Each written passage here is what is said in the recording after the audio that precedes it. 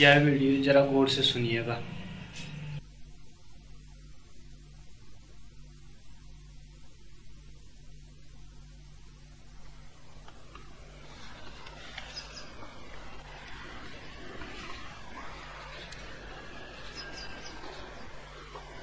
पहला प्रश्न, भगवान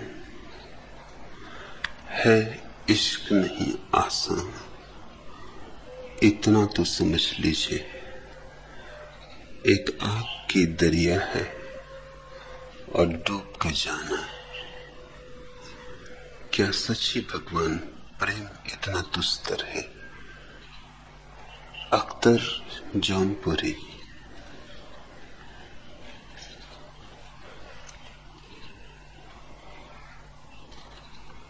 प्रेम तो दुस्तर नहीं, प्रेम तो सर्वाधिक स्वाभाविक स्वस्फूर्त घटना है। लेकिन जैसे कोई झरने को चट्टान अटका के बहने से रोक दे, ऐसा प्रेम भी अहंकार की चट्टान में दब गया है। चट्टान बड़ी है, झरना कोमल है, फूल की भांति। गुलाब के फूल को चट्टान में दबा दो तो उस फूल का विकास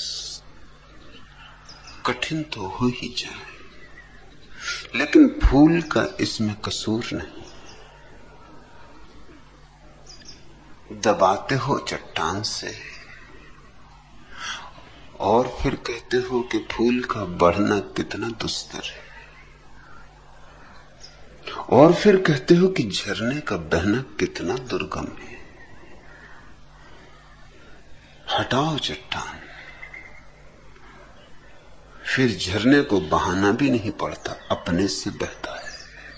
इसलिए कहा स्वस्फूर्त, सहज, स्वाभाविक। प्रेम तो हमारी आत्मा है, प्रेम तो हमारा स्वरूप है। प्रेम ही तो है जिससे हम बने, प्रेम ही तो है जिससे सारा जगत बना है। उस प्रेम को ही तो हमने नाम दिया है परमात्मा का, कोई और परमात्मा नहीं।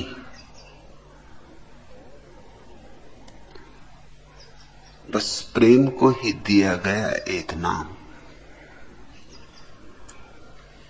प्रेम ही परमात्मा है और प्रेम का दिया प्रत्येक के भीतर जल रहा है। लेकिन तुमने दीवाल उठा रखी है दिए के चारों तरफ। इसमें बेचारा दिया करे भी तो क्या करे?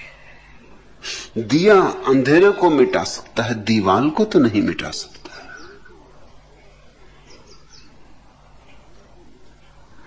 दिया कितना ही पुराना अंधकार हो,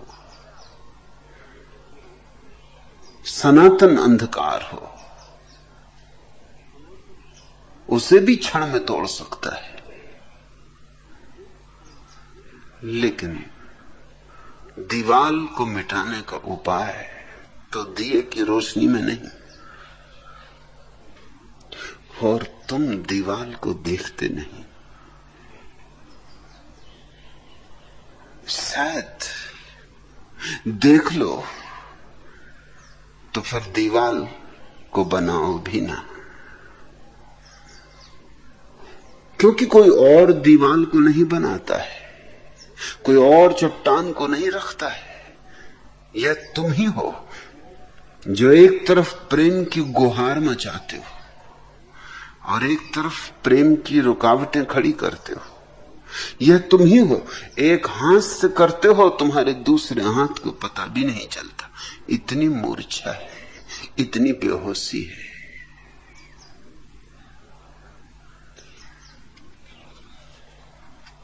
पूछा तुमने अख्तर जौनपुरी, है इश्क नहीं आसान, इतना तो समझ लीजिए, एक आग की दरिया है और डूब के जाना। जरूर आग का दरिया है और जरूर किसी को इस दरिया में डूब जाना है, लेकिन वह तुम नहीं हो। तुम्हें तो कोई आग जला ना सकेगी। ना हम दहती पावका, तुम्हें तो कोई तीर छेद ना सकेगा, तुम्हें तो कोई तलवार काट ना सकेगी। नैनम छिदंती शस्त्राणी। लेकिन हां, इस आग के दरिया में अहंकार जलेगा, तड़फेगा, मछली की तरह तड़फेगा। जैसे कि कोई मछली को फेंक दे जलती हुई रेत पर, अंगारों पर, यूं तड़फेगा। और अगर तुमने अहंकार को ही अपनी आत्मा समझा है तो फिर तुम भी तड़फोगे। वह तादात्म्य फिर तुम्हें भी नरक दिखला देगा। माना कि एक आग का दरिया है और डूब के जाना है, मगर किसको डूबना है? तुम्हें नहीं। तुम्हें तो कोई डुबाना चाहे तो भी नहीं डुबा सकता। मृत्यु नहीं डुबा सकती, आग क्या डुबाएगी? तुम्हारा डूबना संभव ही नहीं है। तुम शाश्वत हो, अमृतस्य पुत्र। तुम तो अमृत के पुत्र हो। तुम पहले भी थे इस जन्म के, और मृत्यु के बाद भी तुम रहोगे। तुम सदा से हो। ऐसा कभी न था जब तुम न थे, ऐसा कभी न होगा जब तुम न होगे। तुम्हारा कोई डूबना नहीं है, मगर हां, कुछ तो डूबेगा जो तुम में झूठ है, जो तुम में असत्य है, जो तुम में तुम्हारा ही निर्मित है, वह तो डूबेगा। अहंकार डूबेगा, और अहंकार के साथ वह सजावट भी डूबेगी जो तुमने अहंकार के चारों तरफ कर रखी। अहंकार को सजाना होता है, क्योंकि अहंकार कुरूप है। ध्यान रहे, सिर्फ कुरूप व्यक्ति ही सजते हैं, संवरते हैं। सौंदर्य तो नग्न हो तो भी सुंदर होता है, लेकिन कुरूपता नग्न खड़ी नहीं हो सकती। कुरूपता को तो सजना होगा, संवरना होगा। कुरूपता को तो जगह जगह से ढांकना होगा, रंग रोगन पोतना होगा, आभूषण पहनने होंगे, घूंघट मारना होगा। ये सब कुरूपता के कारण। घूंघट की ईजाद कुरूप स्त्रियों ने की होगी, या उन पुरुषों ने की होगी जिनकी स्त्रियां कुरूप थी। घूंघट सौंदर्य की ईजाद नहीं है। और फिर समझाया होगा, लज्जा, शील, अच्छी अच्छी प्यारी प्यारी बातें, और प्यारी प्यारी अच्छी अच्छी बातों के भीतर जहर और कुछ भी नहीं।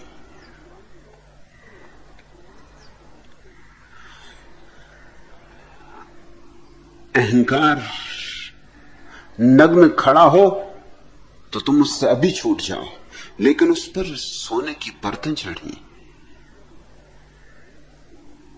उस पर हीरों का ताज,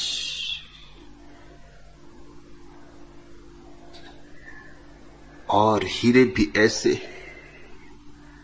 कि सदियों सदियों से उन्हें तुमने हीरा माना है, इसलिए आज एकदम से पत्थर मानना मुश्किल हो जाता। इसलिए आसान नहीं मालूम होता प्रेम, क्योंकि अहंकार को छोड़ना आसान नहीं मालूम होता। किस किस भांति अहंकार अपने को सजाता है, इसे जरा देखो। जरा पन्ने पलटो अहंकार की किताब के। कोई कहता है मैं हिंदू, कोई कहता है मैं मुसलमान, कोई कहता है मैं जैन हूं, कोई कहता है मैं सिख हूं, कोई कहता है मैं ईसाई हूं।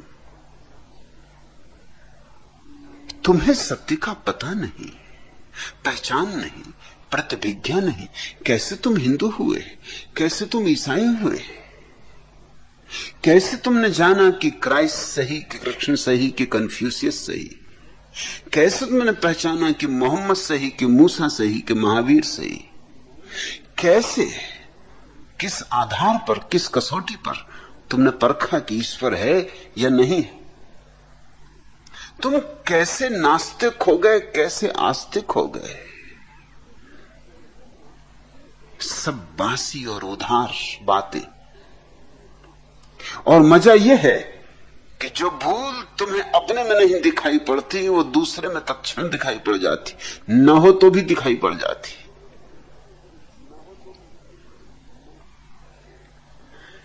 तीन सरदारों ने एक प्रश्न पूछा। आमतौर से एक ही आदमी एक प्रश्न पूछता, लेकिन तीन सरदारों ने बहुत माथापच्ची की होगी तब एक प्रश्न बना पाए। और प्रश्न भी कि क्या गजब का पूछा है, बड़ी मेहनत से पूछा है, पसीना बह गया होगा, दंड बैठक लगाए होंगे। प्रश्न पूछा है कि यहां इतने पहरेदार हैं, क्या इससे सिद्ध नहीं होता कि आप मृत्यु से डरते? सरदार होकर ऐसी बात पूछते हो तो ये गुरु गोविंद सिंह जो तलवार लटकाए रहते हैं किस लिए?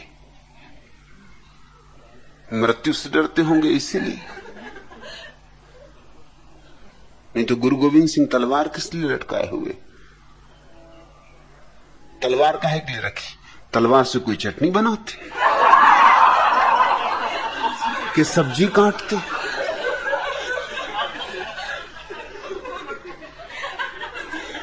कि कच्छा में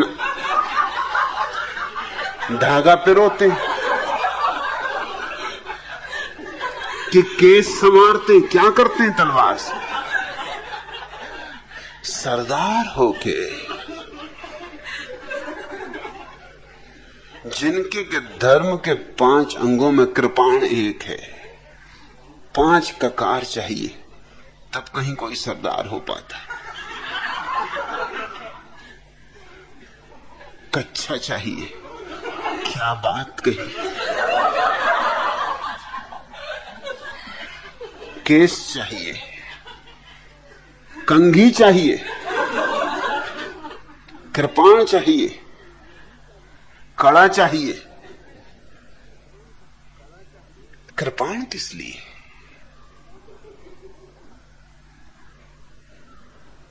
यहां जो पहरेदार हैं वो मेरी मृत्यु को नहीं रोक सकेंगे।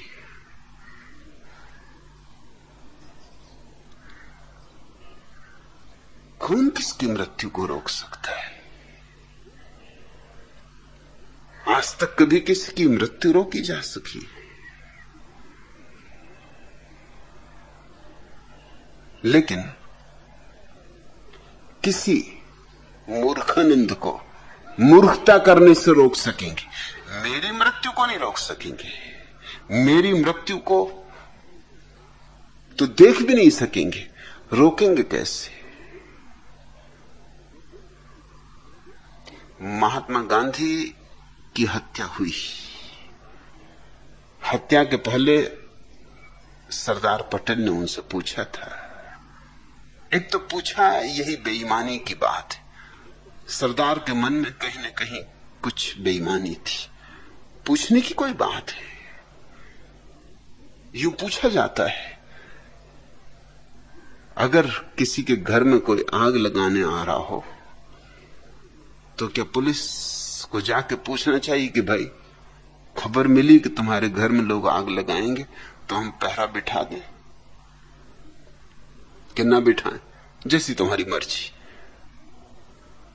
अगर घर में कोई आग लगाने आ रहा है तो घर के लोग अगर मना भी करें तो भी पहरा बिठाना चाहिए। घर के लोगों से पूछने का सवाल ही नहीं उठता।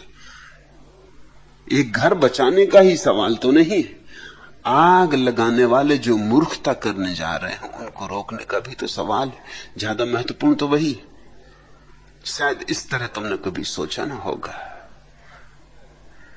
महात्मा गांधी को जाके सरदार वल्लभ भाई पटेल ने पूछा, क्योंकि वो गृह मंत्री थे, ये उनकी जिम्मेवारी थी कि आपके जीवन को खतरा है, इस तरह की खबरें मिल रही हैं, तो हम इंतजाम करें। ये कोई पूछने की बात है? जाहिर है कि पूछने में ही ये छिपा था कि महात्मा गांधी तो कहेंगे नहीं, इंतजाम नहीं।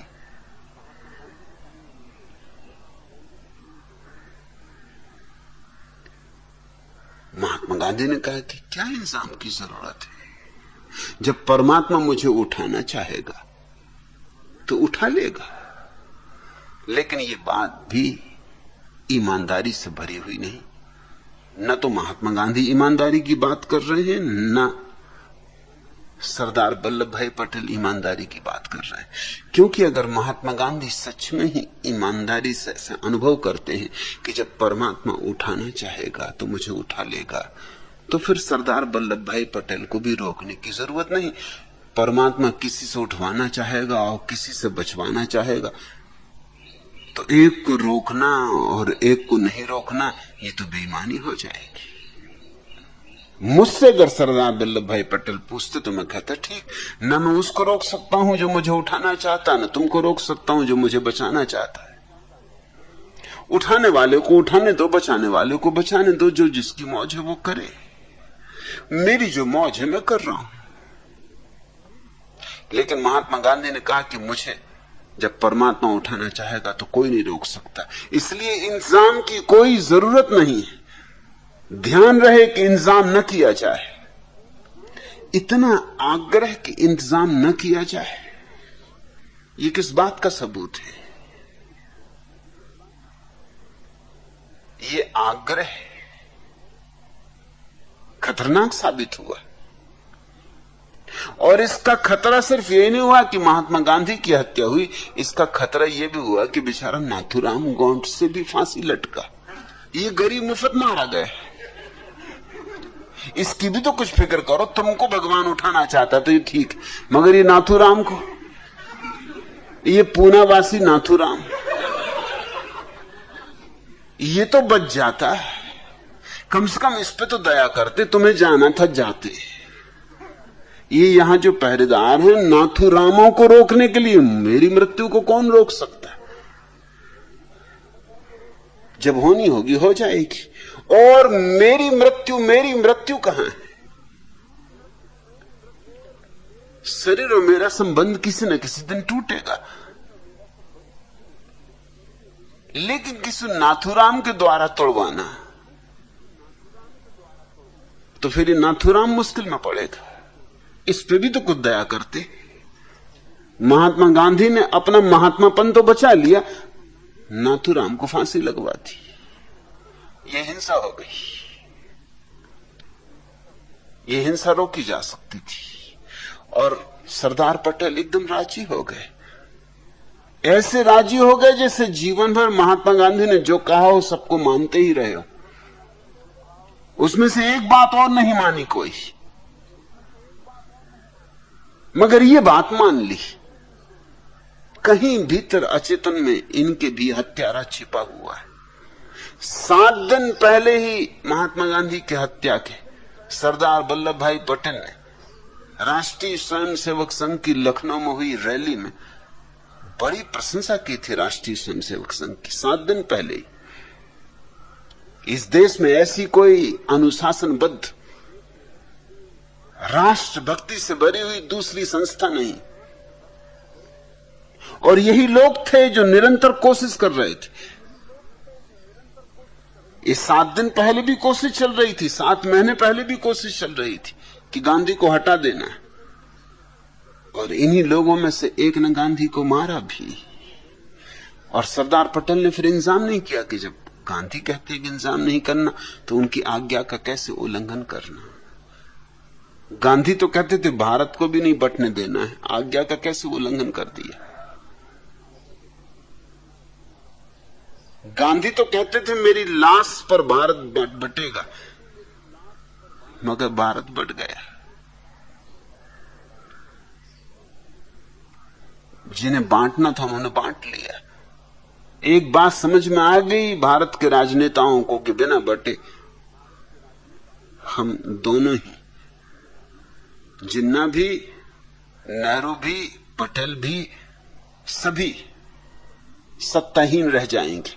बंटवारे से ही सत्ता मिल सकती है, इसलिए बंटता हो तो बंट जाए, मगर सत्ता नहीं छोड़ी जा सकती। यह बात मान ली, और तो कोई बात मानी नहीं कभी। अचेतन मन। अब ये तीन सरदारों को एक ही प्रश्न उठा यहां आके कि यहां इतने पहरेदार, और इन्होंने कभी प्रश्न ना उठाया होगा कि कृपाण लिए सरदार क्यों घूम रहे हैं। गुरु गोविंद सिंह कृपाण किस लिए लिए हुए घोड़े पे चढ़े हुए, घोड़े ने इनका क्या बिगाड़ा, और ये कृपाण को काहे को बोझ धो रहे हैं, किस लिए, क्या प्रयोजन। नहीं, ये बड़े मजे की बात है कि अपनी आंख में पहाड़ भी पड़ा हो तो दिखाई नहीं पड़ता, और दूसरे की आंख में किरकिरी भी पड़ी हो तो दिखाई पड़ती, ना भी पड़ी हो तो भी दिखाई पड़ जाती।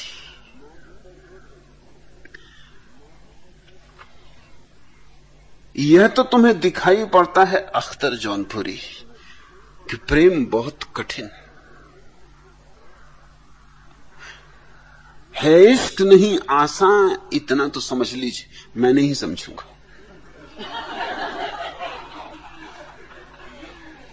क्योंकि मैंने तो प्रेम को अत्यंत सरल पाया, सुगम पाया। इससे ज्यादा सरल और सुगम तो कुछ भी नहीं। मगर कठिन कोई और बात है जिसको कि तुम छिपा रहे हो, जो तुम्हें दिखाई भी शायद न पड़ रही हो, या जिसे तुम देखना नहीं चाहते। अहंकार छोड़ना कठिन है, और अहंकार न छोड़ो तो प्रेम असंभव, कठिन ही नहीं असंभव हो ही नहीं सकता है। अहंकार को लेकिन तुम सजाए हो, हिंदू के वस्त्र पहनाए, राम नाम चदरिया ओढ़ा दी, तो अहंकार भी ऐसा लगता है कि कोई महात्मा बैठे हुए। राम नाम की चदरिया ओढ़े अहंकार बैठ जाता है तो महात्मा हो जाता है।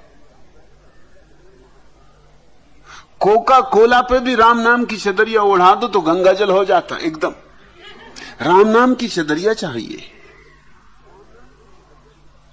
और फिर अहंकार कैसे कैसे रूप रखता है, फिर दावा करता है कि हिंदू धर्म सबसे प्राचीन धर्म, सबसे महान धर्म, भारत भूमि पुण्य भूमि, यहां देवता पैदा होने को तरसते। मैं कई बार सोचता हूं कि देवता यहां किस लिए पैदा होने को तरसते, यहां क्या है जिसके लिए देवता पैदा होने के लिए तरसते। सच तो बात उल्टी ही मालूम पड़ती, क्योंकि महावीर, बुद्ध, नागार्जुन, कुंद, उमा स्वाति, ये जो परंपरा है जागृत पुरुषों की, ये सब तो तड़पते हैं कि किस तरह आवागमन से छुटकारा हो। इस देश में ही आवागमन से छुटकारे की धारणा पैदा हुई। इस देश में हर आदमी आवागमन से छुटकारा चाहता, तो देवता काहे के लिए आवागमन करना चाहते हैं? क्योंकि जिनको हमने यहां दिव्य पुरुष माना है, महावीर को और बुद्ध को, ये सब तो यहां से छुटकारा चाहते। ये तो कहते हैं कि जितनी जल्दी छुटकारा हो जाए उतना अच्छा है, फिर दोबारा देह में ना आना पड़े, फिर दोबारा जन्म ना लेना पड़े।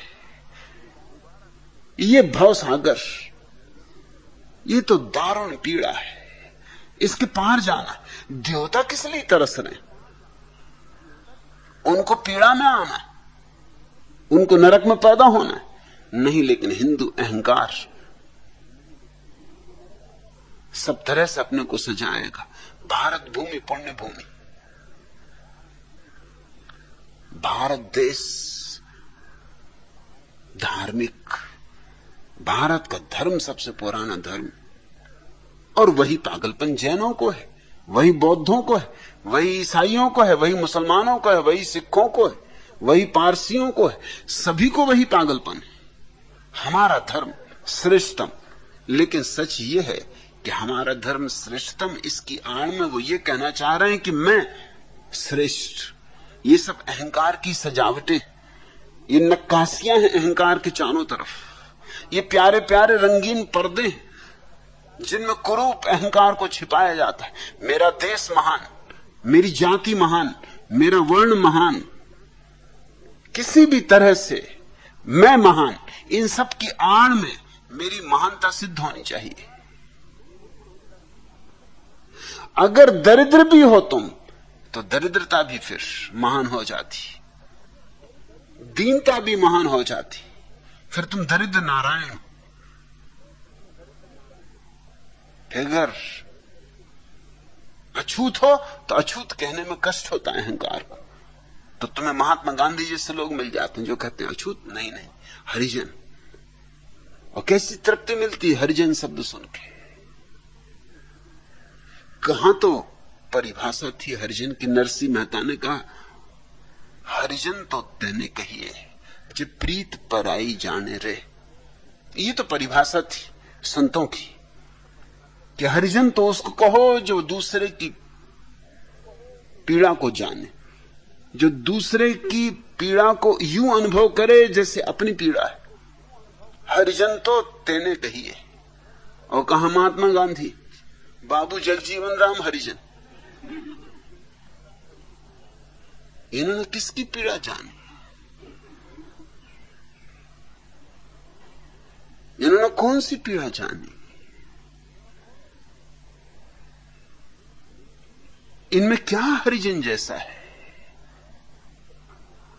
अछूतों को हरिजन कह देना हरिजनों के अहंकार को बल दे देना। अछूत ही कहो, क्योंकि अछूत का उन्हें एहसास बना रहे तो आज नहीं कल वो ब्राह्मणों के जाल से मुक्त हो जाएंगे। मगर उनको हरिजन कह दो तो तुमने जंजीर को आभूषण बना दिया, तुमने जंजीर पर सोना और चांदी चढ़ा दी, तुमने जंजीर को सौंदर्य दे दिया।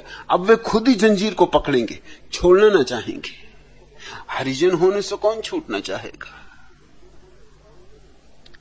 ये तो ब्राह्मण का पर्यायवाची हो गया। ब्राह्मण का अर्थ था जो ब्रह्म को जाने, और हरिजन का अर्थ है उससे भी ऊपर जो हरि का प्यारा है। अरे जानना मानना छोड़ो, तुमने भला ब्रह्म को जान लिया हो, लेकिन ब्रह्म तुम्हें प्रेम करता है कि नहीं, सवाल ये है। तुम्हारे जान लेने से ही प्रेम करेगा ये कुछ पक्का तो नहीं। और ठीक ठीक जान लो तो शायद कभी भूल के भी प्रेम ना करे। भाग ही खड़ा हो कि जानकार आ रहा है, इससे बचो, सावधान रहो। हरिजन तो ब्राह्मण से भी ऊंचा शब्द है। ब्राह्मण तो उसको कहते हैं जिसने ब्रह्म को जाना, और हरिजन उसको कहते हैं जिसको ब्रह्म ने जाना। किसको तुम ऊंचा कहोगे? जाना ही नहीं, माना भी, प्रेम भी किया। कैसा अच्छा शब्द चुन लिया। गंदगी को छिपाने के भी कैसे कैसे प्यारे रास्ते लोग खोज लेते। हरिजन मस्त हो गया, आनंदित हो गया, आह्लादित हो गया। हजारों तरकीबों से आदमी ने अपने अहंकार को बचाया है, आज भी बचा रहा है, सब तरह से बचाता है। चमड़ी का रंग अहंकार बन जाता है। अगर चमड़ी गोरी है तो श्रेष्ठ, अगर चमड़ी काली है तो श्रेष्ठ नहीं। काली चमड़ी वालों को भी यही ख्याल है कि चमड़ी काली है तो श्रेष्ठ, चमड़ी गोरी है तो वो गोरा नहीं कहते। अफ्रीका में अंग्रेज को गोरा नहीं कहते, पीला कहते। ये चले आ रहे हैं पीलिया के मरीज। गोरा तो कहीं कह सकते, पीलिया के मरीज, रक्त की कमी।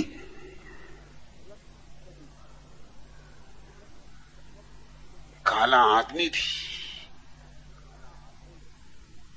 अपने कालेपन का गौरव मानता है, गोरा आदमी अपने गोरेपन का गौरव मानता है। हर देश में एक सी मूढ़ता है, हर जात में एक सा पागलपन है, एक सी विक्षिप्तता है, मगर सारी विक्षिप्तता का सूत्र एक ही है। धनी धन के कारण अकड़ता है कि मेरे पास इतना धन है, और गरीब इसलिए अकड़ता है कि जीसस ने कहा है धन्य है दरिद्र, धन्य भागी हैं, क्योंकि प्रभु का राज्य उन्हीं का होगा। जो दरिद्र हैं वो प्रभु के बेटे हैं। दरिद्रों को स्वर्ग मिलेगा और धनियों को नरक।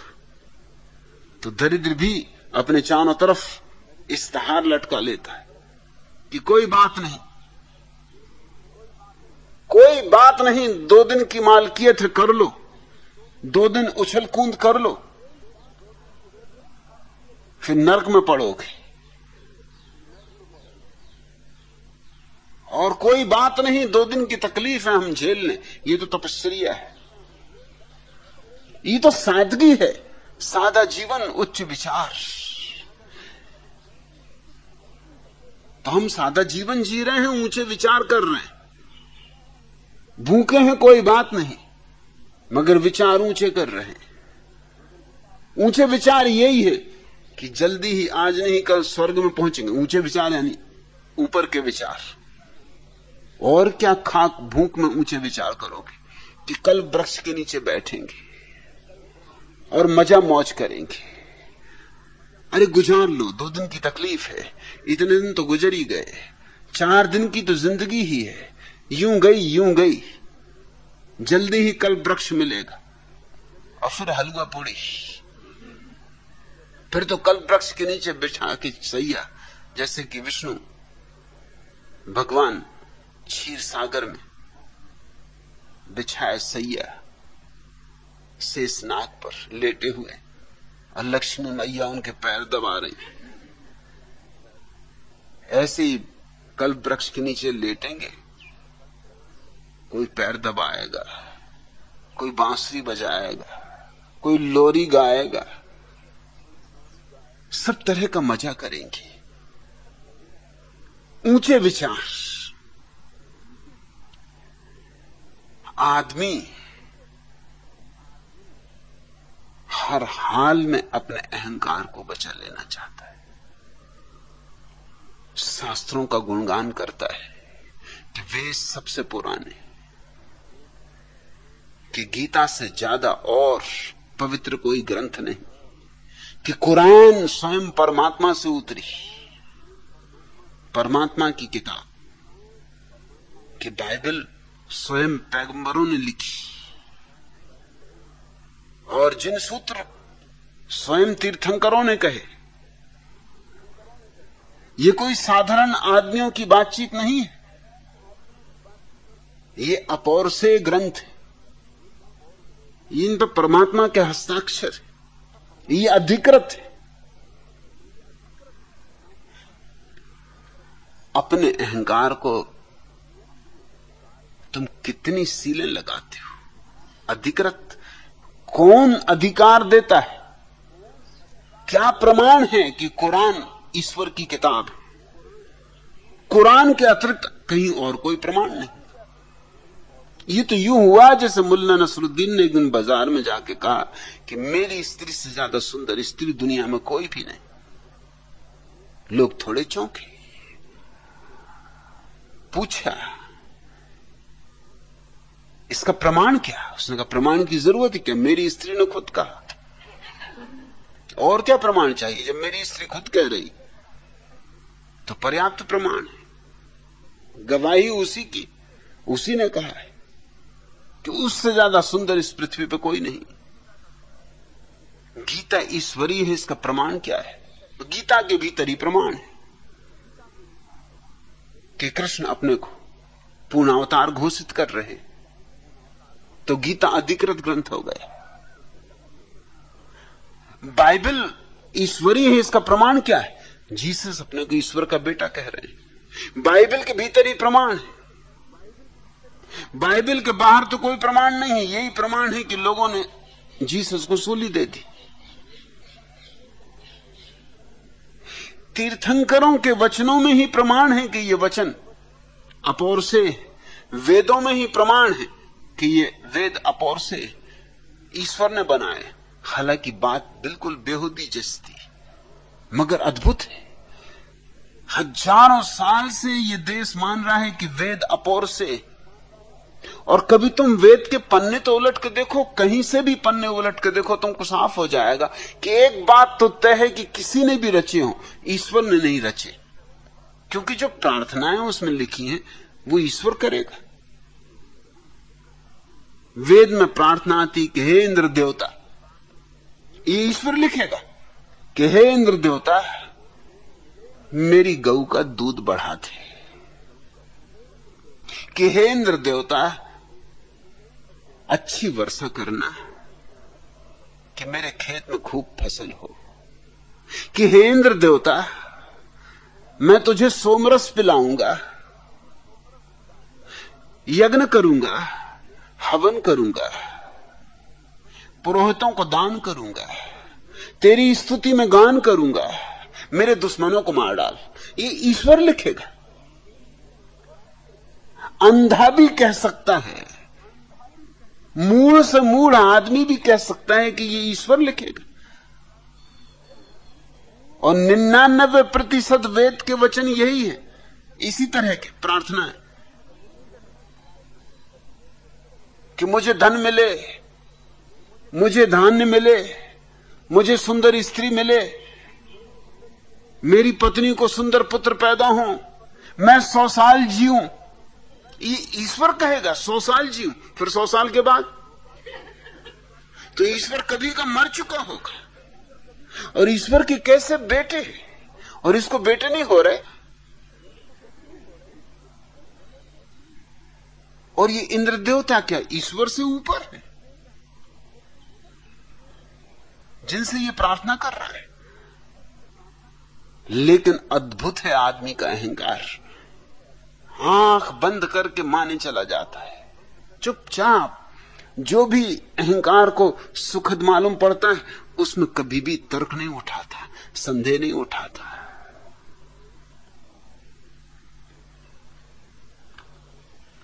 पहला संदेह तुम्हें उठाना चाहिए अख्तर जौनपुरी कि क्यों ये प्रेम इतना दुस्तर मालूम होता। ये प्रेम के कारण या कोई और बात? हिंदू होकर तुम प्रेम नहीं कर सकते,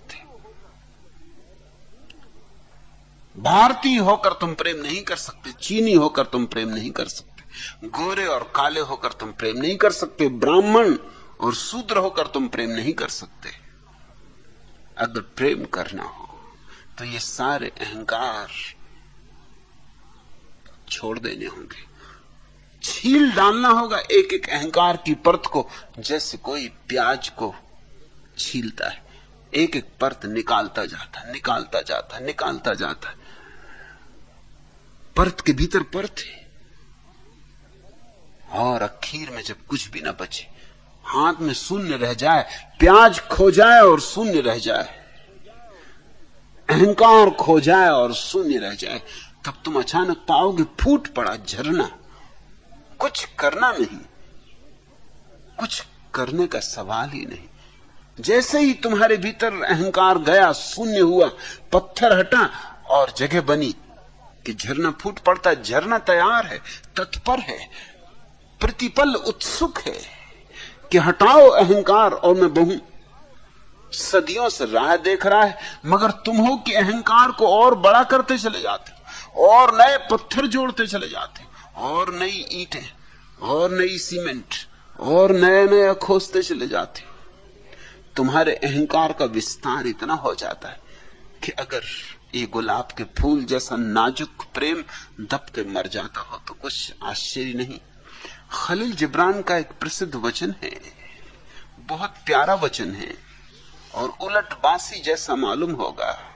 खलील जिब्रान ने कहा है, जो तुम में सबसे क्षणिक, सबसे कमजोर और अव्यवस्थित है, वही तुम में सबसे दृढ़, सबल और व्यवस्थित भी है। फिर से दोहरा दूं, जो तुम में सबसे ज्यादा क्षणिक, सबसे ज्यादा कमजोर, नाजुक और सबसे ज्यादा अव्यवस्थित है, वही तुम में सबसे दृढ़, सबल और व्यवस्थित भी। क्या है तुम्हारे भीतर सबसे ज्यादा क्षणिक? प्रेम। क्यों? गुलाब का फूल तो क्षणिक ही होगा, प्लास्टिक के फूल ही स्थिर हो सकते, प्लास्टिक के फूल ही सनातन धर्मी हो सकते। असली फूल तो अभी खिला अभी झड़ा, असली फूल तो सुबह खिला सांझ गया, अभी था अभी नहीं। सत्य तो क्षण के अतिरिक्त और किसी अस्तित्व को नहीं जानता है। इसलिए बुद्ध ने अपने को क्षणिकवादी कहा है। हालांकि भारत में उनके क्षणिकवाद की बहुत निंदा हुई, क्योंकि हम तो टिकाऊ चीजों में भरोसा करते हैं। अरे हम तो 2 पैसे की भी हंडी खरीदने जाते हैं तो चारों तरफ से ठोंक बजा के लेते कि कहीं फूटी ना हो, कहीं कच्ची ना हो। 2 पैसे की हंडी भी इतनी ठोंकते बजाते हो। व्यवसायी का चित्त हिसाब लगा के चलता। बुद्ध ने बड़ी अजीब बात कही। बुद्ध ने कहा कि मैं क्षणिकवादी हूं, क्योंकि क्षण के अतिरिक्त अस्तित्व किसी और समय को नहीं जानता। बाकी सब तुम्हारी या तो कल्पना है या तुम्हारी स्मृति है। अतीत तुम्हारी स्मृति, भविष्य तुम्हारी कल्पना। जो है, जिसका अस्तित्व है, वह तो क्षण है। जैसा विज्ञान इस नतीजे पर पहुंचा है कि जिसका अस्तित्व है वह तो परमाणु है, बाकी सब तो भ्रांति है। ऐसे ही बुद्ध ने कहा कि समय का जो सबसे छोटा हिस्सा है परमाणु, क्षण, क्षण का विभाजन नहीं हो सकता। अविभाज्य जो समय का सबसे छोटा हिस्सा है,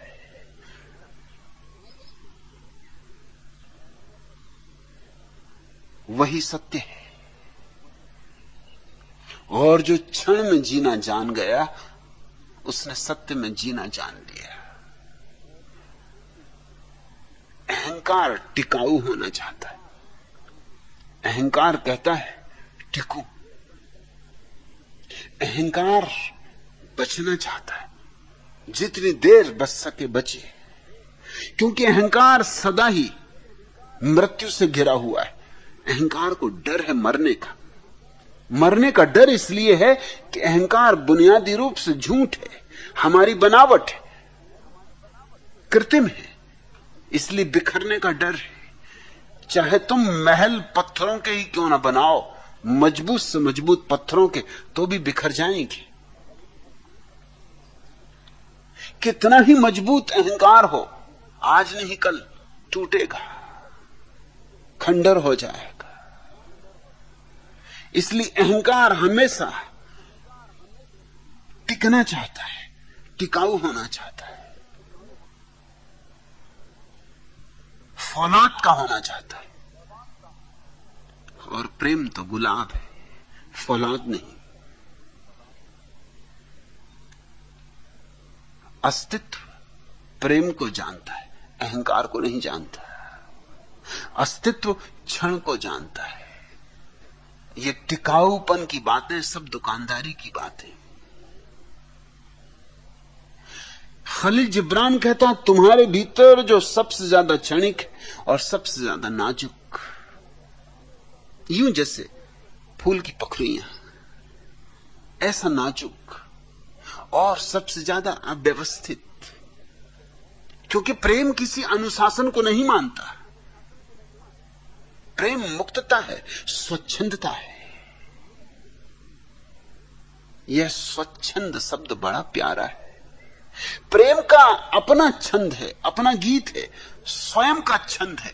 वो किसी और छंद के अनुसार नहीं चलता, वो लकीर का फकीर नहीं, स्वतंत्र है। इसलिए जो लोग व्यवस्था में जीते, जो लोग एक तरह के अनुशासन में जीते, जिन्होंने जीवन को एक ढांचा बना लिया है, जो एक परिपाटी में जीते, उनके लिए प्रेम अव्यवस्थित मालूम होगा ही। खलील जिब्रान ठीक कह रहा है कि तुम्हारे भीतर जो सबसे ज्यादा क्षणिक मालूम हो, नाजुक मालूम हो, अव्यवस्थित मालूम हो, जानना कि वही तुम्हारे भीतर सबसे ज्यादा दृढ़, सबसे ज्यादा सबल, सबसे ज्यादा व्यवस्थित, और वही तुम्हारे भीतर शाश्वत है।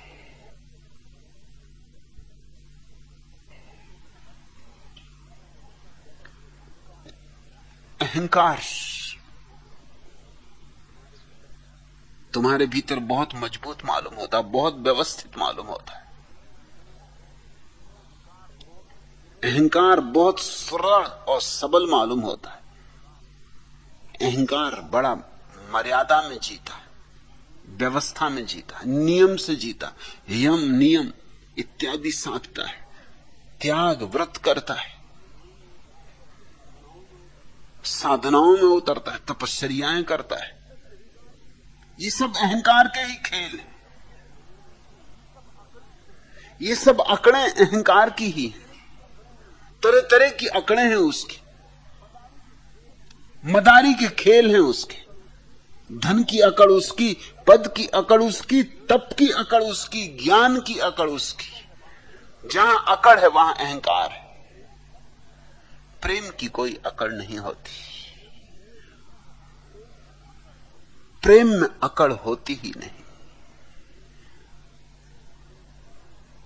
प्रेम सीधा साधा प्रवाह है, लेकिन स्वच्छंद है, जैसा झरना मुक्त होता है, किन्हीं बंधी लकीरों पर नहीं चलता, जैसे नदियां मुक्त होती। लेकिन बड़े हैरान होने वाली बात है कि स्वच्छंद बहती हुई नदियां भी सागर तक पहुंच जाती, कोई नक्शे लेकर नहीं चलती, राह पूछते हुए नहीं चलती। हर जगह ठहर ठहर के पुलिस वालों से नहीं पूछती कि अब किधर जाना है। मील के पत्थर भी नहीं लगे हैं कि ठीक रास्ता यही है, सागर और 50 मील दूर है, कब 1 मील और कम हो गया, कब 1 मील और कम हो गया, कि तीर बता रहा है कि चले चलो इसी तरफ सागर है। रेल की पटरियों की तरह भी नहीं है नदियों का मार्ग, जिससे मालगाड़ी के डब्बे दौड़ते रहते हैं, संटिंग करते रहते हैं उन्हीं पटरियों पर जिंदगी भर। तुम्हारी जिंदगी अगर अहंकार के ढंग से जिएगी तो संटिंग करती रहेगी 24 घंटे। वही ढर्रा है, वही छंद है, बंधा बंधाया, दूसरों का दिया हुआ है, स्वयं का नहीं। दूसरे बताते हैं तुम्हें क्या करो क्या ना करो, क्या उचित है क्या अनुचित है। प्रेम मुक्त है, प्रेम किसी की नहीं सुनता, अपनी सुनता, अपनी गुनता है। प्रेम का अपना गीत है, क्यों किसी और का गीत गाए। और इसलिए समाज प्रेम का दुश्मन है। समाज प्रेम का इस कारण दुश्मन है कि प्रेम स्वच्छंद है, और समाज को डर है कि कहीं स्वच्छंदता न फैल जाए, अराजकता न फैल जाए। समाज प्रेम की हत्या करता है और अहंकार को बल देता है, अहंकार को पोषण देता है। हम छोटे छोटे बच्चों को सिखाना शुरू कर देते किस तरह महत्वाकांक्षी बनो। राष्ट्रपति बनना है तुम्हें, प्रधानमंत्री बनना है तुम्हें, सबसे ज्यादा धन तुम्हें कमाना है, सबसे आगे होना है, पीछे मत रह जाना, कुल की लज्जा रखना, वंश की प्रतिष्ठा बचाना, ये सब अहंकार की भाषाएं हैं। और इसी के लिए हमने स्कूल खोले हैं, कॉलेज बनाए हैं, विश्वविद्यालय बनाए। ये सब अहंकार के प्रशिक्षण देने वाले आयोजन। इस सारे प्रशिक्षण में अगर प्रेम दब जाता हो अख्तर, तो किसका कसूर है? प्रेम का तो कोई कसूर नहीं। माना कि एक आग की दरिया है और डूब के जाना है। जरूर आग का दरिया है। अगर अहंकार है तुम्हारे भीतर तो फिर प्रेम आग का दरिया है। अहंकार के लिए, अहंकार के संदर्भ में अहंकार को जलना होगा, राख होना होगा। और अगर तुम्हारे भीतर अहंकार नहीं है तो प्रेम अमृत है। कहां आग, शीतल है, यूं जैसे सुबह की ठंडी ठंडी हवाओं के झोंके, यूं जैसे कि फूलों की पत्तियों पर जमी हुई सुबह की शीतल ओस, शबनम, यूं जैसे रात तारों से जड़ती हुई शीतल आभा, यूं जैसे चांद की चांदनी। कहीं कोई आग नहीं, कहीं कोई अंगार नहीं। लेकिन अहंकार अगर है तो आग ही आग है प्रेम। अहंकार के लिए तो आग है। वो करें भी तो किन अल्फाज में शिकवा तेरा। वो करें भी तो किन अल्फाज में शिकवा तेरा, जिनको तेरी निगाह लुत्फ ने बर्बाद किया। वो करें भी तो किन अल्फाज में शिकवा तेरा, जिनको तेरी निगाह लुत्फ ने बर्बाद किया। इसका रोना नहीं, इसका रोना नहीं, क्यों तुमने किया दिल बर्बाद। इसका गम है कि बहुत देर में बर्बाद किया। जो जानेगा वो तो अहंकार की मृत्यु पर उत्सव मनाएगा। वो तो कहेगा इसका रोना नहीं, क्यों तुमने किया दिल बर्बाद। इसका गम है कि बहुत देर में बर्बाद किया।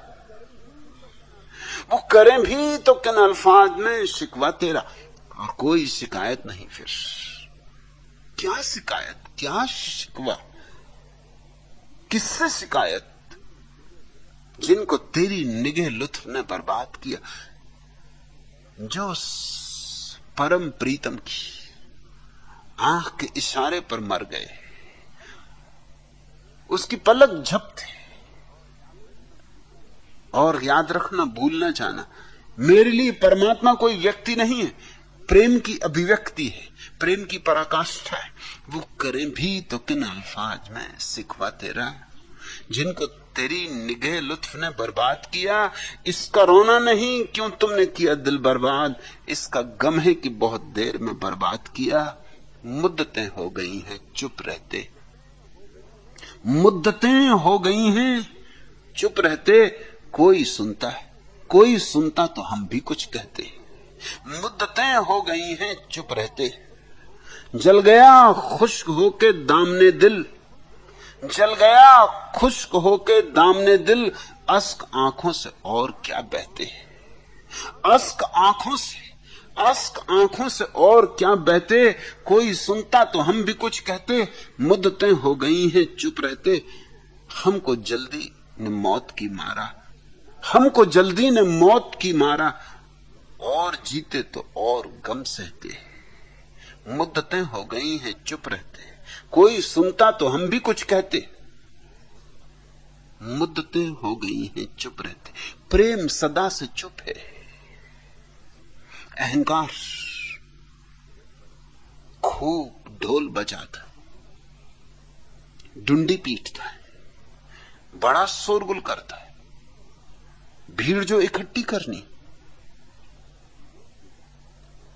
तुम देखते हो, कोई मदारी खड़ा हो जाए बाजार में आके, इधर डमरू बजाया उसने, इधर बंदर नचाया उसने, कि बस लोग आने लगे।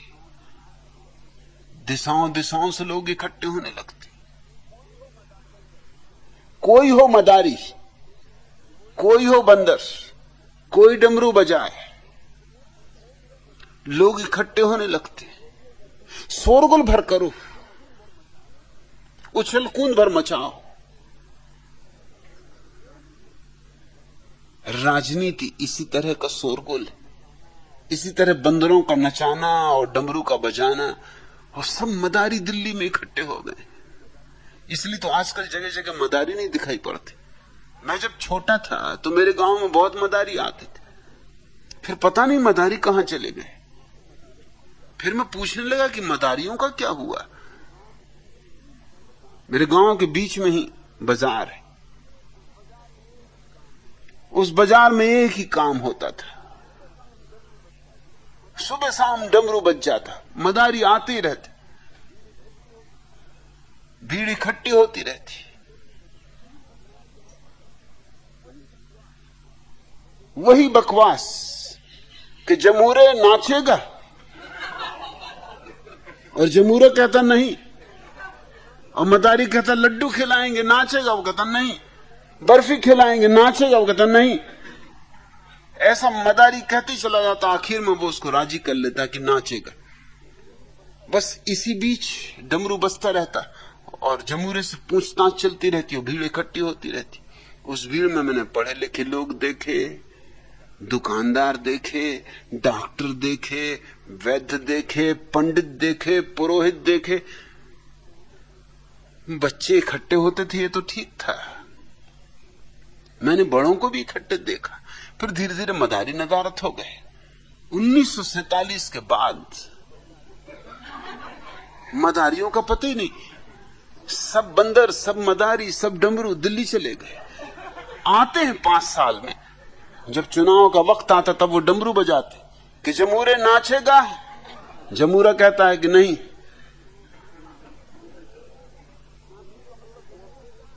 नाचने का मतलब वोट देगा, कि जमूरे वोट देगा।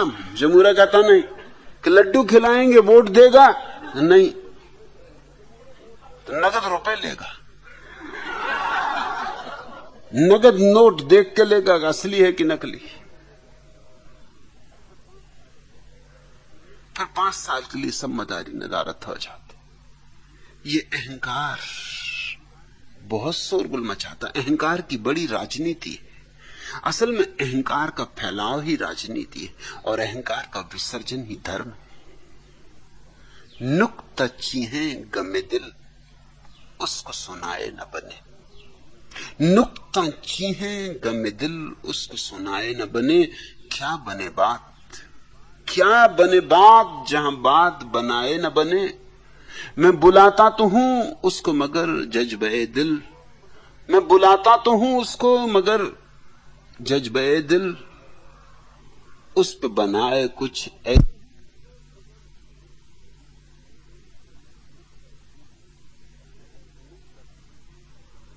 नुक्ता चीहें गमे दिल, उसको सुनाए न बने। क्या बने बात, जहां बात बनाए न बने।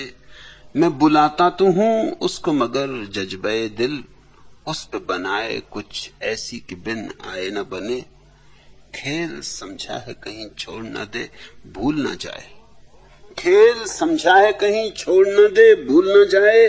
काश यूं भी हो, काश यूं भी हो कि बिन मेरे सताए न बने। गैर फिरता है लिए यूं तेरे खत को कि अगर कोई पूछे कि ये क्या है तो छुपाए न बने। इस नजाकत का बुरा हो वो भले हैं तो क्या, इस नजाकत का बुरा हो वो भले हैं तो क्या। हाथ आए तो उन्हें हाथ लगाए न बने, हाथ आए तो उन्हें हाथ लगाए न बने। मौत की राह न देखूं कि बिन आए न रहे, मौत की राह न देखूं कि बिन आए न रहे। तुमको चाहूं कि ना आओ तो बुलाए न बने। बोझ वो सर से गिरा है, बोझ वो सर से गिरा है कि उठाए न बने। बोझ वो सर से गिरा है कि उठाए न उठे। काम वो आन पड़ा है कि बनाए न बने। इश्क पर जोर नहीं है, ये वो आतिश गालिब। इश्क पर जोर नहीं है, ये वो आतिश गालिब कि लगाए न लगे और बुझाए न बने, कि लगाए न बने, कि लगाए न लगे और बुझाए न बने। प्रेम स्वच्छंदता है, न तो लगाए बनता है न बुझाए बनता है, न किसी नियम को मानता है न किसी व्यवस्था को मानता है। इसलिए समाज प्रेम से भयभीत है, इसलिए समाज प्रेम का दुश्मन है, इसलिए समाज ने सदा से प्रेम को नष्ट किया है और उसकी जगह अहंकार को व्यवस्थित किया है।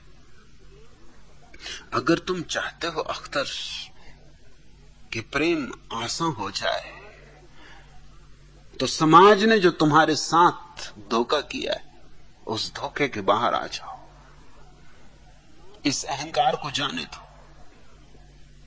कठिन होगा, मुश्किल होगा, क्योंकि यही तुम्हारी प्रतिष्ठा है, यही तुम्हारा सम्मान है, सत्कार है, यही तुमने आज तक जाना है कि तुम हो। छोड़ोगे तो कठिन तो होगा, लेकिन अगर छोड़ पाओ तो जो मिलेगा वो अनंत गुना है। बूंद जाएगी और सागर पाओगे, क्षुद्र जाएगा और विराट पाओगे।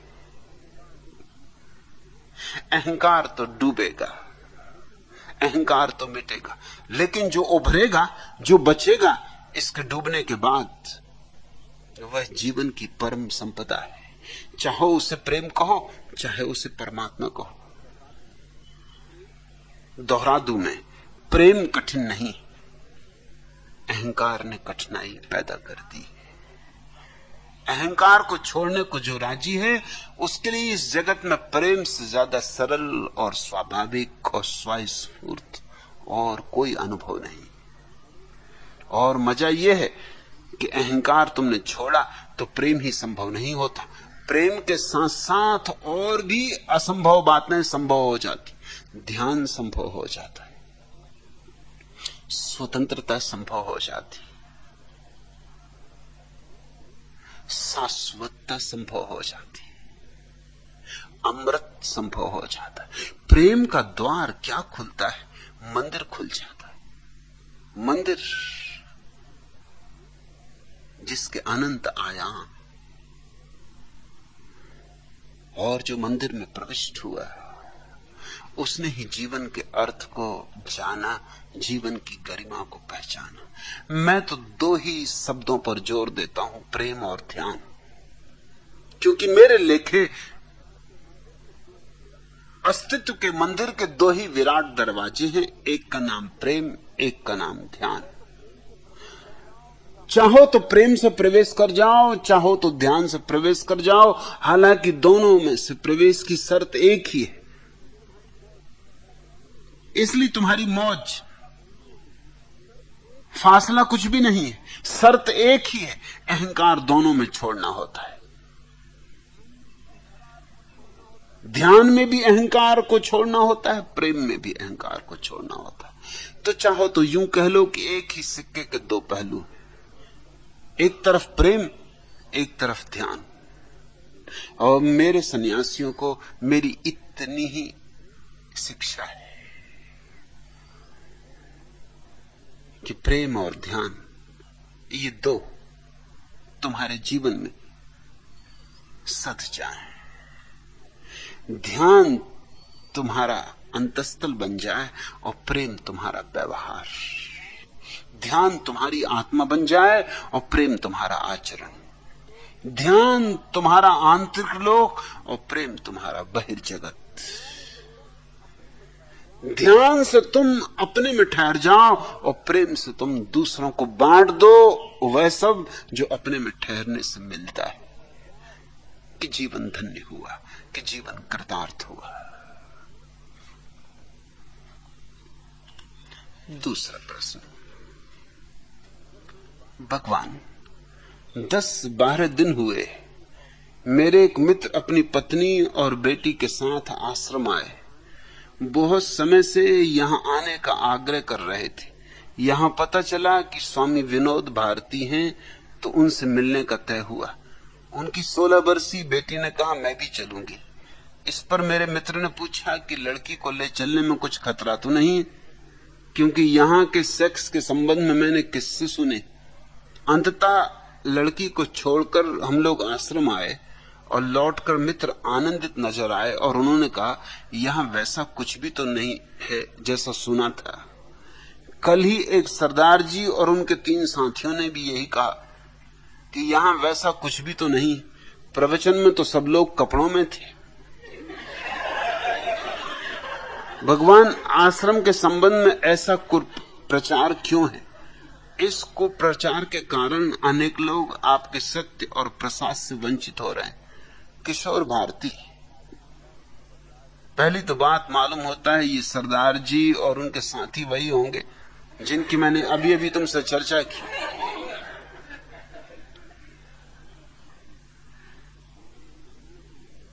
इन सरदारों से कहना तुमने ठीक से नहीं देखा। अरे बड़ी गहरी आंख चाहिए।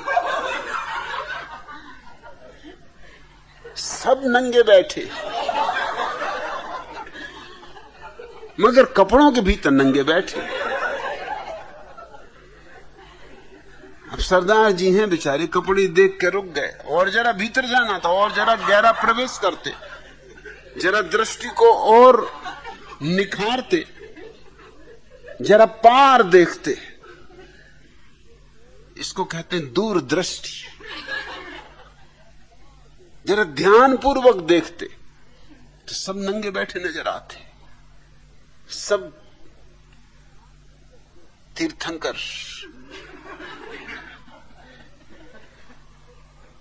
सब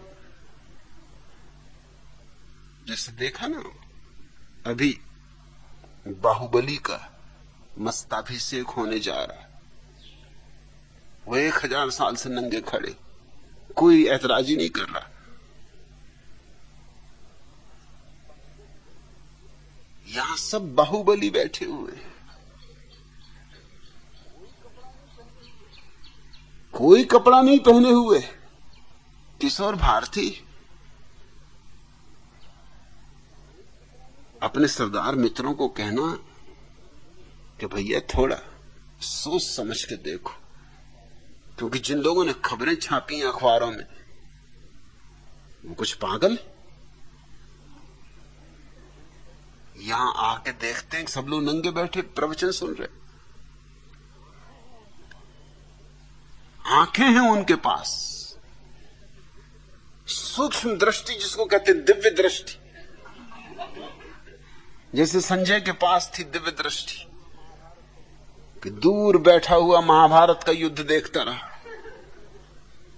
ऐसे ये पत्रकार हैं। संजय समझो कि प्रथम पत्रकार थे, वो भी पत्रकार ही थे, काम उनका यही था कि खबर सुना रहे थे। वो अंधे धृतराष्ट्र को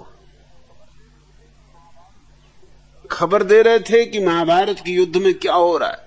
सैकड़ों मील दूर युद्ध हो रहा है, वहां कौन मारा जा रहा, कौन शंख फूंक रहा है, कौन गदा उठा रहा है, किसने गांडीव छोड़ दिया, और कृष्ण गीता का पाठ पढ़ा रहे। कृष्ण ने भी गजब कर दिया। कोई शंख बजा रहा है, कोई डमरू ठोंक रहा है, और उन्हें गीता की पढ़ी। उधर तालें ठोंकी जा रही हैं और गीता कहे चले जा रहे हैं।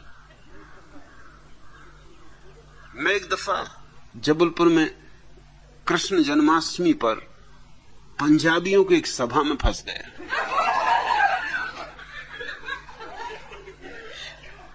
ऐसा आनंद मुझे कभी आया ही नहीं। क्या गजब की सभा थी। ज्यादातर तो स्त्रियां थी और सब सज बज के आई थी। सबने सिल्क के वस्त्र धारण कर रखे थे। कृष्ण की जन्माष्टमी थी तो सबने अपनी फरियां निकाली थी और सलवारें और कुर्तियां। और क्या रसपूर्ण वातावरण था वहां।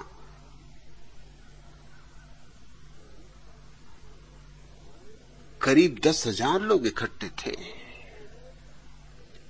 मगर उनमें से अनेक, मैं बोलने गया था, अनेक तो मेरी तरफ पीठ ही किए बैठी थी। महिलाएं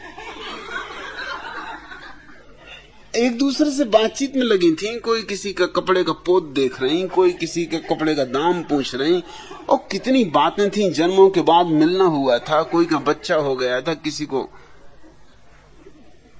कुछ हो गया था, किसी की पत्नी भाग गई, किसी का पति भाग गया, किसी का किसी से प्रेम हो गया। एक से एक चीजें चल रही थी। यहां कौन कृष्ण की फिक्र करे। मैंने संयोजकों से कहा कि भाई मैं यहां नहीं बोल सकूंगा। उन्होंने कहा क्यों? मैंने कहा मैं कोई योगेश्वर कृष्ण नहीं। उन्होंने कहा हम आपका मतलब नहीं समझे। मैंने कहा वो योगेश्वर कृष्ण थे जो बोलते रहे महाभारत के युद्ध में। उनने फिक्र ही ना की, वो अपनी गीता ही रटते रहे। छोटी मोटी गीता नहीं, 18 अध्याय बक गए।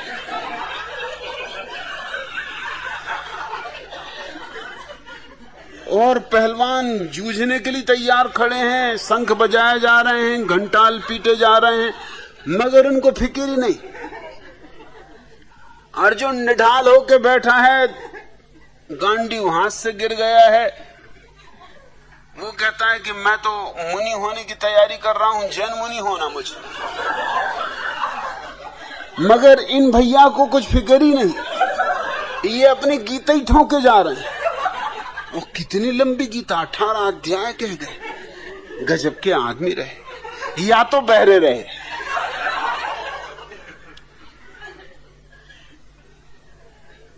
ये बिल्कुल पागल रहे। मैंने कहा कि न मैं बहरा न मैं पागल, इस तरह के योग वगैरह मैंने साधे नहीं। मैं कोई योगेश्वर कृष्ण नहीं, मुझे घर जाने दो। यहां कौरव पांडव सब इकट्ठे हो गए, और क्या गजब का रस चल रहा है। इनके रस में बाधा डालना भी तो उचित नहीं।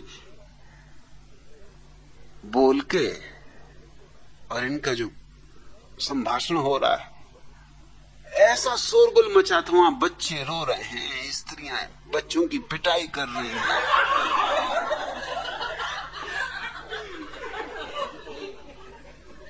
और पुरुष भी घुसे बैठे हैं, धक्का मुक्की कर रहे हैं। वही ऐसे स्थान पर पुरुष भी आ जाते हैं,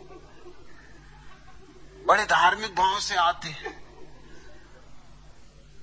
जहां ऐसी रस की वर्षा हो रही हो, मैंने उनसे कहा कि मैं व्यवधान खड़ा करूं।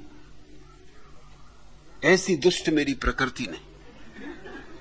बोले आप कैसी बातें कर रहे हैं, आपको हम बामुश्किल तो ला पाए हैं, बामुश्किल तो राजी कर पाए हैं। मैंने कहा कि मैं इसलिए तो आने को राजी नहीं था कि इस तरह मैं कोई महाभारत के युद्ध में गीता नहीं कह सकता हूं।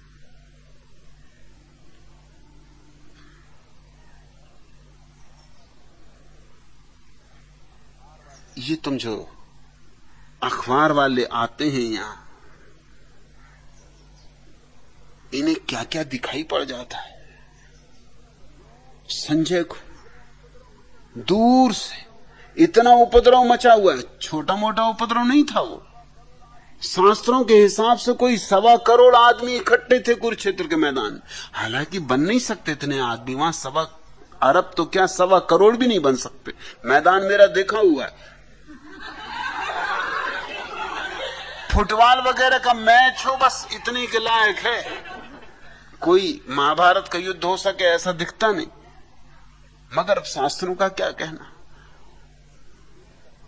वहां तो चिंदी का सांप बन जाता है। 18 छोड़ी सेनाएं खड़ी हुई थी वहां, 18 खिलाड़ी पर्याप्त होंगे। आखिर जगह भी चाहिए दौड़ने वगैरह को कि नहीं। 18 अक्षोणी सेनाएं होंगी तो इतने ही अक्षोणी घोड़े, हाथी, रथ, जगह कहां? हिलने डुलने की जगह नहीं। युद्ध होगा क्या खाक? बस यही हो सकता था जो हुआ। जैसे कि कृष्ण तो बैठे थे रथ के भीतर और उनके सारथी बकवास कर रहे थे। उनके सारथी उनको ज्ञान समझा रहे थे। फंस गया होगा, ट्रैफिक में जाम हो गया होगा रथ, जगह कहां? सिर्फ ड्राइवर मालिक को डांट रहा है। मालिक इतना घबरा गया है कि कहता है कि मैं छोड़ के ही चला, मगर ड्राइवर कहता निकलने ना दूंगा, दरवाजा बंद किए हुए हो, तुम जाते कहां? अरे बहादुर वीर पुरुष कहीं ऐसा करते? ट्रैफिक तो ऐसा अटकते ही रहता है, रथ हलता नहीं होगा, चलता नहीं होगा। और अर्जुन भी जो नहीं भाग पाया उसका कारण गीता ने उसका कारण यही होगा, उसने देखो भागूंगा, अभी तो कहां भागूंगा, कहां जगह कहां? इस भीड़ में से निकलना मुश्किल, इससे रथ में ही बैठ रहो ठीक है। सुन लो जो ये कहते हैं, सुन लो, हाँ हूं भरते रहो। मेरे पिता को ये हाँ हूं भरने का बड़ा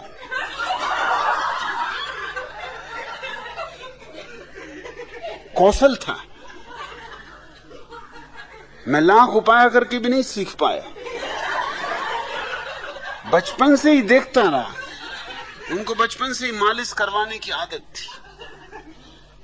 और नाई तो तुम जानते ही हो, बेचारे करें भी क्या, मालिश जैसा काम करें तो कुछ तो उनको जगाए रखने को चाहिए, तो वो बातचीत करने में कुशल हो जाते हैं। नाई तो बहुत कुशल हो जाते हैं बातचीत करने में, इतने कुशल हो जाते हैं कि खतरा होता उनसे बाल वगैरह बनवाने जाओ, ज्यादा काट दें, अगर कोई राजनीति की बात छेड़ दो गुस्सा आ जाए, मुंडाई कर दें।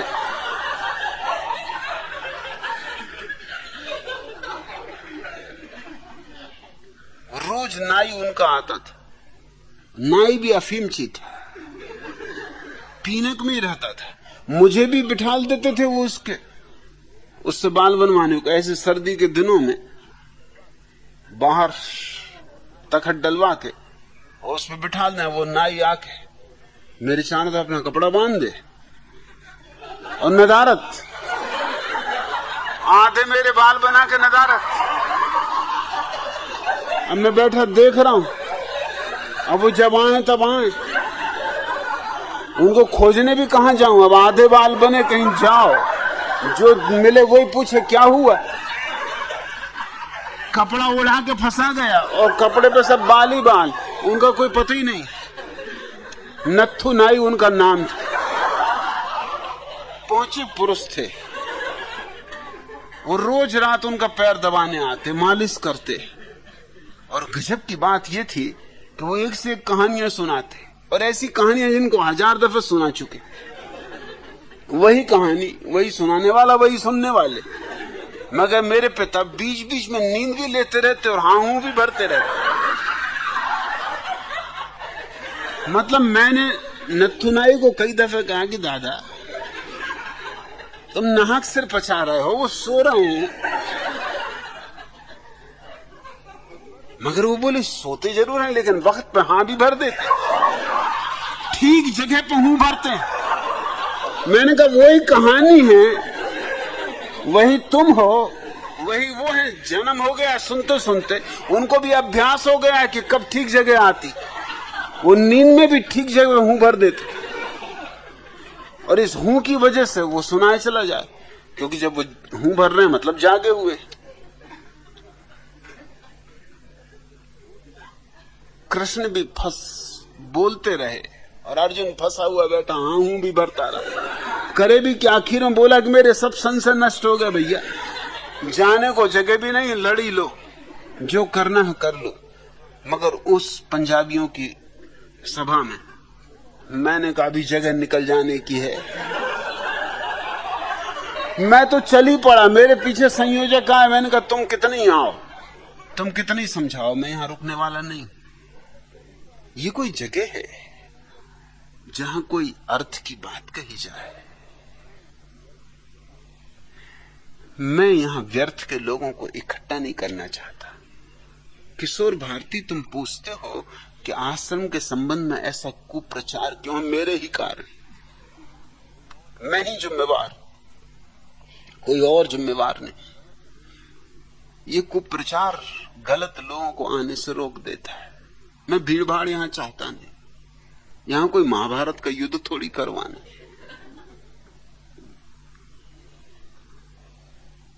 यहां मैं उन्हीं को चाहता हूं जो सच में ही जीवन को रूपांतरित करने को आतुर है, अभीप्सु है। और तुम कहते हो इस कुप्रचार के कारण अनेक लोग आपके सत्य और प्रसाद से वंचित हो रहे हैं। नहीं, जिसको सत्य चाहिए वो इस प्रचार को विचार की फिक्र नहीं करता, वो आ ही जाता। आखिर तुम यहां कैसे आ गए, और लोग यहां कैसे आ गए? जिसको सत्य खोजना है वो तो सब धुएं को पार करके आ जाएगा, और जिसको सत्य नहीं खोजना है वो आ जाए तो धुआं खड़ा कर लेगा ताकि सत्य दिखाई ना पड़े। ये कुप्रचार मेरे काम आ रहा है, इससे मैं जरा भी चिंतित नहीं हूं, इससे मेरा काम सध रहा है, इससे बड़ा सुगम हो गया है काम। इससे व्यर्थ के कूड़ा करकट लोग भीतर ही नहीं आ पाते, वो भागे ही रहते हैं, दूर ही रहते हैं। और दूसरा भी एक फायदा हुआ है, जो तुम कहते हो कि तुम्हारे मित्र आए और अपनी लड़की को तक लाने में यहां डरे, और फिर आके देखा जो उन्होंने, तो कहा कि नहीं, जो मैंने सुना था वैसा तो नहीं। वो जो सुना था उससे पृष्ठभूमि बन जाती, उससे कोई नुकसान नहीं हो रहा है। मेरा अपना हिसाब है, मेरा अपना गणित है, मैं अपने धंधे को ठीक से समझता हूं।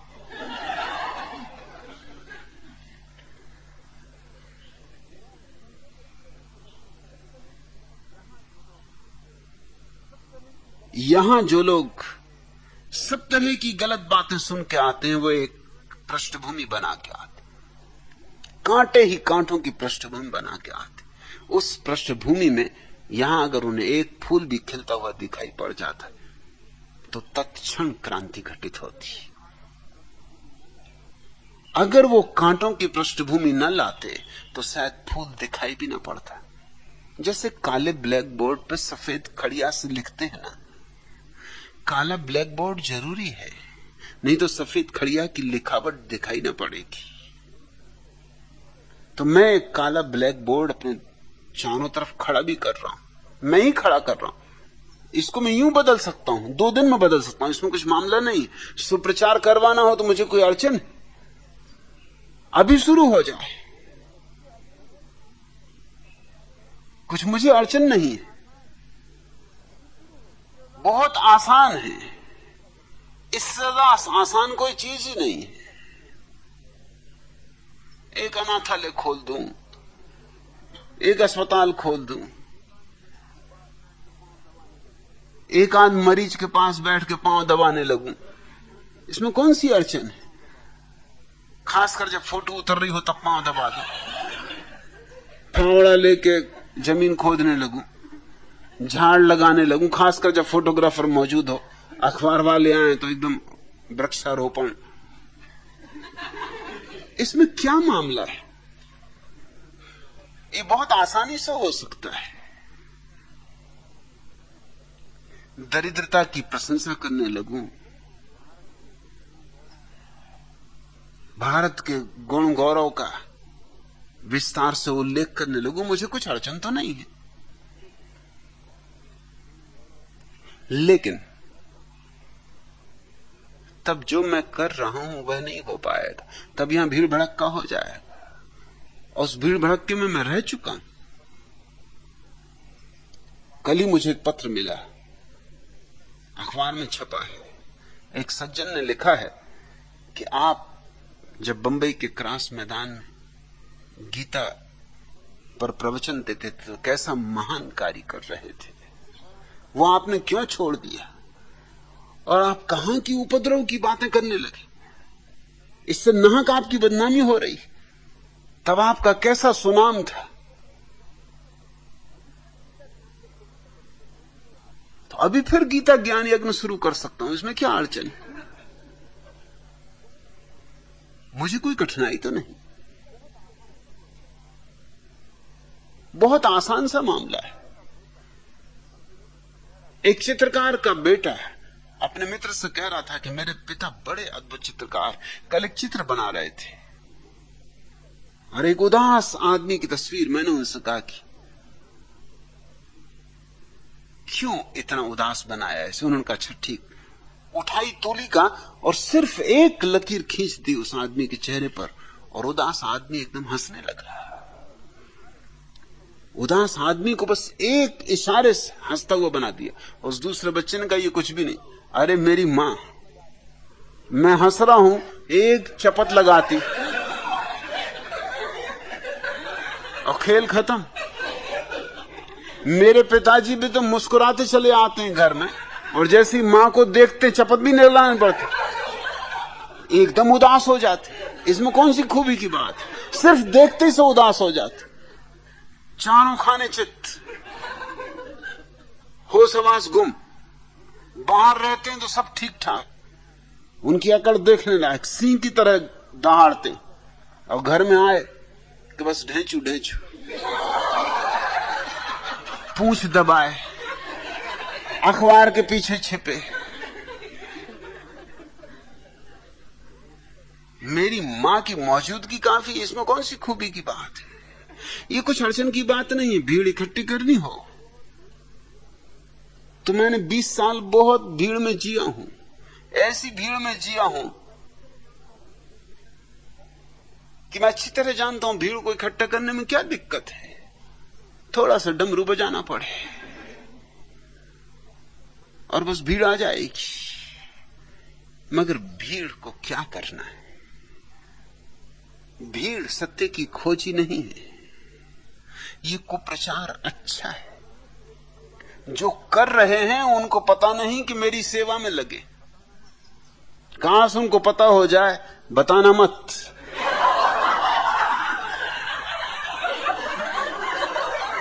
किसी को कहना मत। मैंने तुमसे राज की बात कह दी, इसका यह मतलब नहीं कि तुम हर किसी को कहते फिरो। संयम रखना, कुछ तो संयम सीखो। इसको तो अपने भीतर ही संभाल कर रखना, किसी को कहने ही मत। उनको प्रचार करने दो, और उनमें जितनी सहायता बन सके तुम किया करे कि कुल प्रचार होने दो।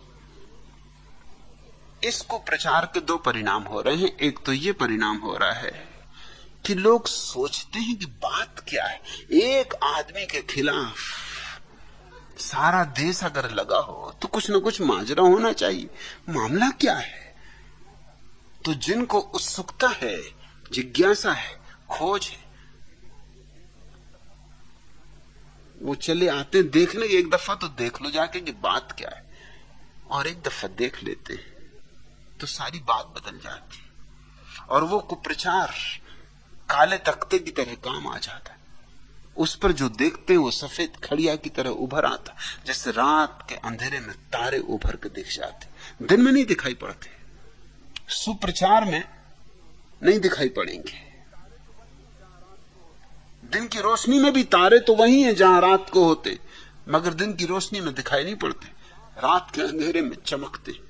अमावस की रात तारों में जैसा निखार आता वैसा किसी और रात को नहीं होता।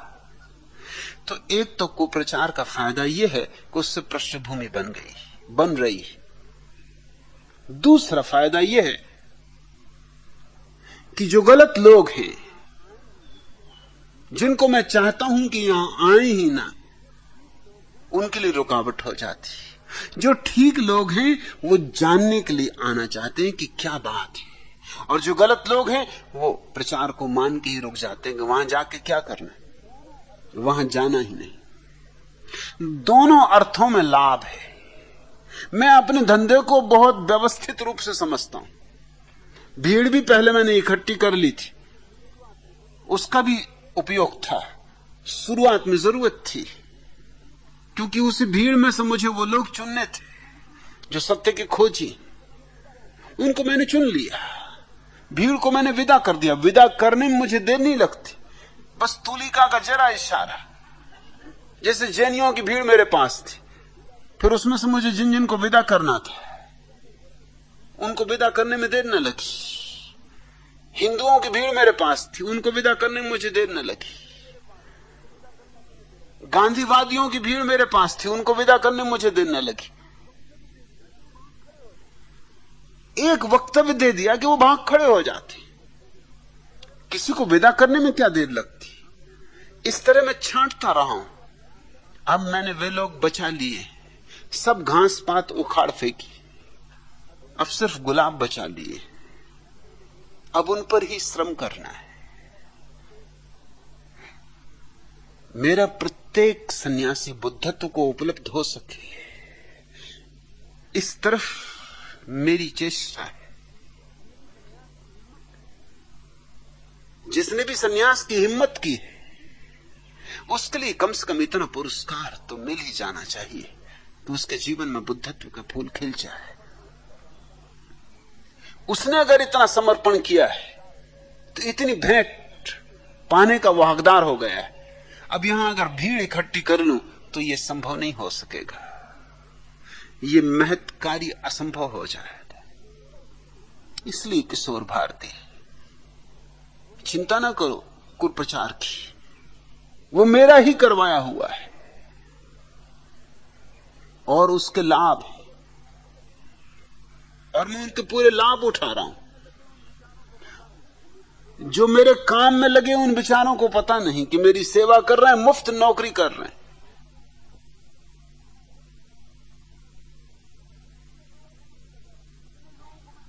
कितने लोगों को मैंने लगा रखा है प्रचार में, मुझे गालियां देने के लिए कितने लोग मैंने लगा रखे हैं, तुम देखते हो। न तनख्वाह देता उनको, जान पहचान भी नहीं, आमना सामना भी कभी नहीं हुआ, और एक देश में नहीं, सारी दुनिया के कोने कोने में लगा रखे। ऐसा कोई देश नहीं है जहां मेरे आदमी ना हो। मेरे आदमी दो तरह के हैं, एक तो मेरे सन्यासी हैं जो सत्य की शोध में लगे, और एक मेरे विरोधी जो इनको सत्य की शोध में लगवा रहे।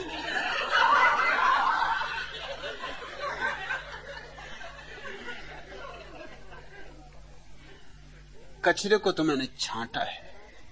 गो जरासी बात पर बरसों के याराने गए, गो जरासी बात पर बरसों के याराने गए, लेकिन इतना तो हुआ, लेकिन इतना तो हुआ, कुछ लोग पहचाने गए।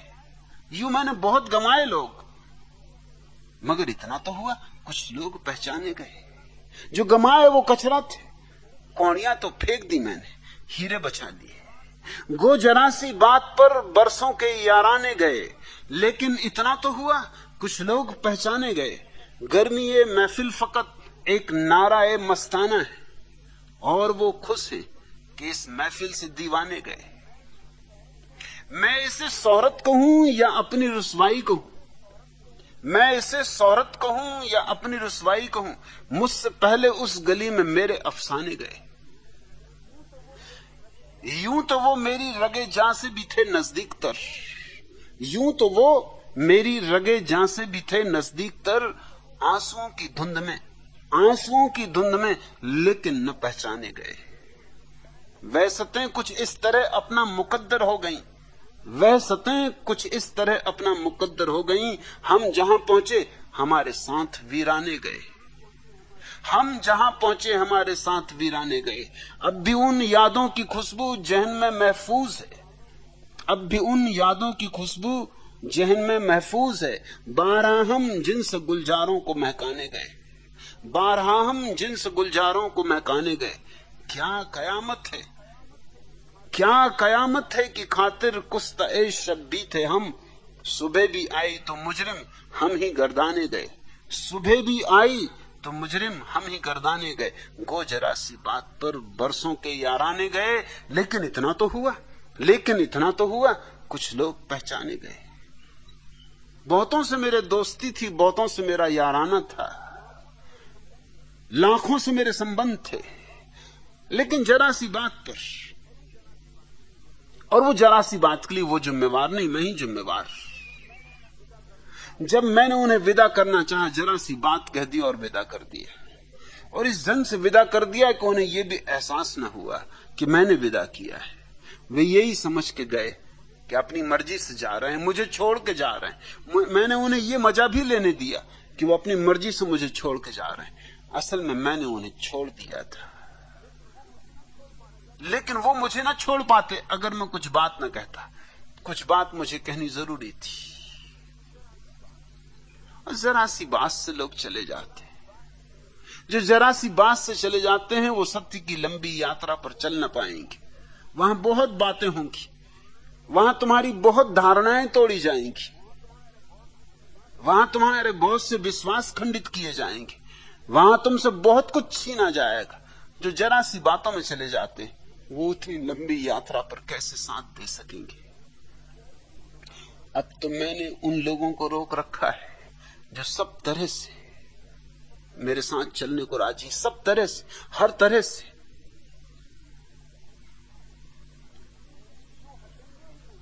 जो हटेंगे ही नहीं, चाहे मैं कुछ भी कहूं, चाहे मैं यूं कहूं चाहे यूं कहूं, चाहे पक्ष में कहूं उनके चाहे विपक्ष में कहूं उनके, जिन्होंने तय कर लिया कि वो हटेंगे ही नहीं, बस अब उन्हीं के लिए हूं और उन्हीं के लिए कुछ करने योग्य भी है। बदनामी के लिए मैं ही जिम्मेवार हूं, कोई और नहीं। ये न थी हमारी किस्मत, ये न थी हमारी किस्मत कि विशाल यार होता। अगर और जीते रहते यही इंतजार होता। अगर और जीते रहते, अगर और जीते रहते यही इंतजार होता। ये न थी हमारी किस्मत की विशाल यार होता। तेरे वादे पे जिए हम, तेरे वादे पे जिए हम, तो ये जान झूठ जाना कि खुशी से मर न जाते, कि खुशी से मर न जाते अगर एतिबार होता। कोई मेरे दिल से पूछे तेरे तीर नीम कसको, कोई मेरे दिल से पूछे तेरे तीर नीम कसको, ये खलिस कहां से होती जो जिगर के पार होता। ये खलिस कहां से होती जो जिगर के पार होता। ये कहां की दोस्ती है, ये कहां की दोस्ती है कि बने हैं दोस्त नासे। कोई चारा साज होता, कोई गम गुसार होता, कोई चारा साज होता, कोई गम गुसार होता। रंगे संग से टपकता वो लहू कि फिर न थमता। जिसे गम समझ रहे हो ये अगर शरार होता। कहूं किससे मैं कि क्या है सबे गम बुरी बला है। यहां मुझे क्या बुरा था मरना अगर एक बार होता। यहां मुझे क्या बुरा था मरना अगर एक बार होता। ये मसाइले तसव्वुफ, ये मसाइले तसव्वुफ, ये तेरा बयान गालिब। ये मसाइले तसव्वुफ, ये तेरा बयान गालिब। तुझे हम वली समझते जो नवादा खार होता। तुझे हम वली समझते जो नवादा खार होता। गालिब ने प्यारी बात कही, कहा कि ये तेरा सूफियाना ढंग, ये तेरी सूफियों जैसी बातें, ये मसाइले तसव्वुफ, ये दर्शन की तेरी ऊंचाइयां, तसव्वुफ प्रेम की ये तेरी ऊंचाइयां, ये मसाइले तसव्वुफ, ये तेरा बयान गालिब, और ये तेरे कहने का ढंग, और ये तेरा बयान गालिब। तुझे हम वली समझते, हमने तुझे तीर्थंकर समझा होता। हम तुझे पैगंबर समझते जो न वादा खार होता। बस शराबी था इसलिए सब गड़बड़ हो गया। मैं भी शराबी हूं। ये महफिल पियक्कड़ों की है, बदनामी के लिए जिम्मेवार मैं हूं। ये मसाइले तसव्वुफ, ये तेरा बयान गालिब। तुझे हम वली समझते जो न वादा खार होता। लोग तो तीर्थंकर समझते, कसूर मेरा है। लोग तो तीर्थंकर समझ ही रहे थे, कसूर मेरा है। मैंने ही भीड़ को इंकार कर दिया, क्योंकि भीड़ के साथ समय खराब करना था। जब तक जरूरत थी तब तक भीड़ को मैंने साथ रखा। अब कोई जरूरत नहीं। अब तो सिर्फ उन थोड़े से लोगों की जरूरत है जो तैयार है उस आग से गुजरने को जिसमें अहंकार जल जाता है और प्रेम का कमल खिलता है। आज इतना।